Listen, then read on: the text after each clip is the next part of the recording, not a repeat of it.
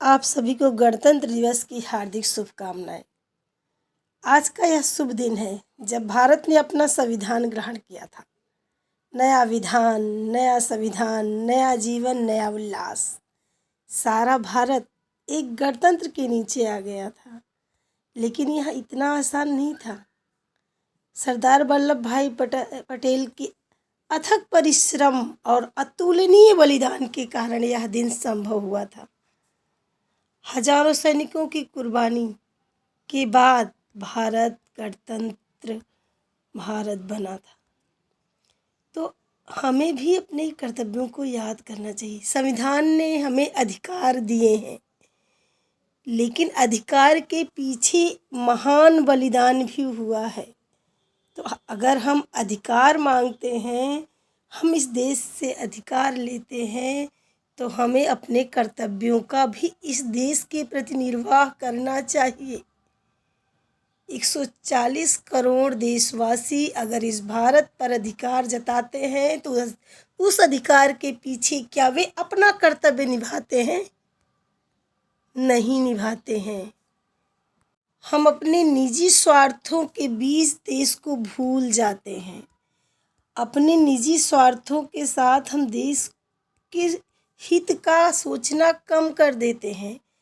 ये आप सोचिए, अगर सेना का सिपाही जो सीमा पर खड़ा है, अपना बलिदान दे रहा है, अपना सर्वस्व बलिदान दे रहा है, उसका भी परिवार है। आप अपना परिवार सोच रहे हो, वे भी एक दिन सोच लेगा अपने स्वार्थ के लिए और अपने परिवार के लिए, तब आपका क्या होगा? देश में कोई भी घटना होती है, उसके पीछे किसी न किसी घरेलू व्यक्ति का हाथ होता है।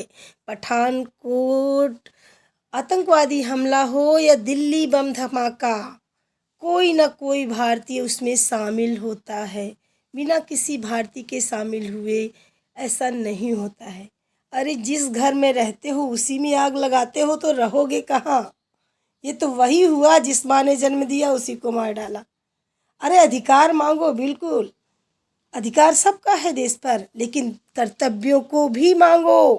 कभी आके बोलो कि यह देश हमारा भी है, हम भी देंगे कुर्बानी, हम भी कर्तव्य निभाएंगे देश के प्रति।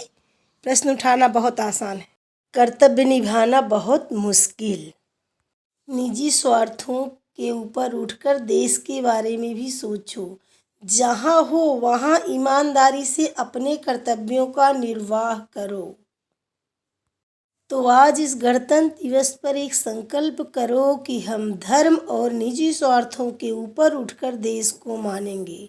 हम जहाँ जिस स्थान पे हैं, अपने कर्तव्यों का पूर्णतः ईमानदारी से निर्वाह करेंगे, देश के प्रति हमेशा सम्मान रखेंगे। क्योंकि देश है तभी सब कुछ है, देश है तभी आप हो। आपके निजी स्वार्थ है, और देश है तभी परिवार है, देश है तभी समाज है।